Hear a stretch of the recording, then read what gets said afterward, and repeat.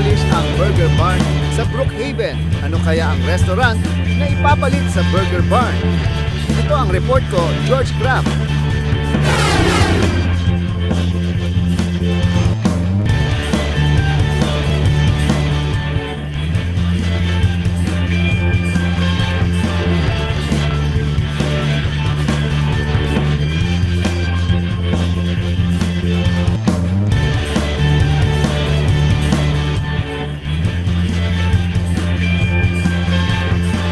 Ang isang video na ang aming reporter na si George Craft na sumali na sa kampanyang AZA o Anti-Zepeto Agency.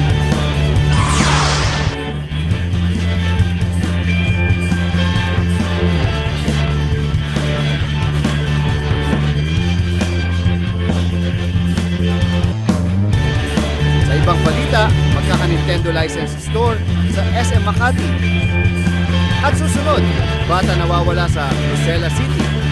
Tumakbo ang bata dahil nagka-infection ang kanyang pamilya. Pati ang lolo nawawala. Magbabalik ang Bandila Game World.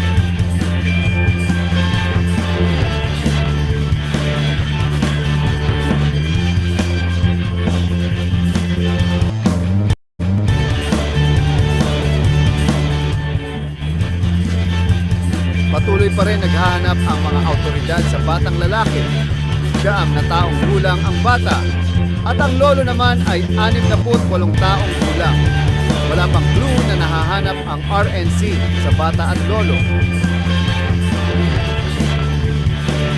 At yan ang 5 minuto ng pagbabalita. Itong balita'y nalaman na ng lahat at bahagi na ng kasaysayan. Sa ngalan ng aking mga partner na si Dogo at si Jan. Ako si Nebula ang ito, ang Bandila Game World.